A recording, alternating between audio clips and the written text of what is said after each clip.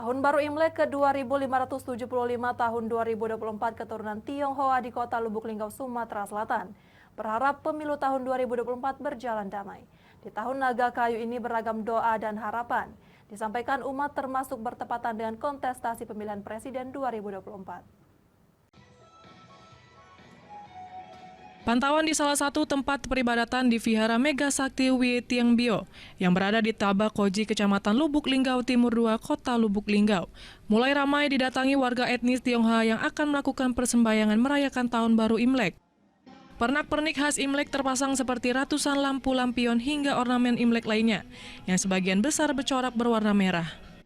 Sejumlah warga Tionghoa yang tengah melakukan peribadatan memanjatkan doa dengan datangnya Tahun Baru Imlek.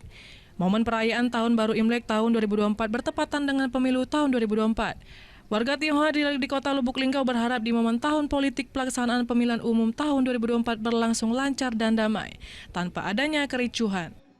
Ya pastinya ya maksudnya jangan sampai nanti ada ricu ya, karena mau pilihannya apapun tuh untuk negara Indonesia tuh biar tetap damai, sejahtera.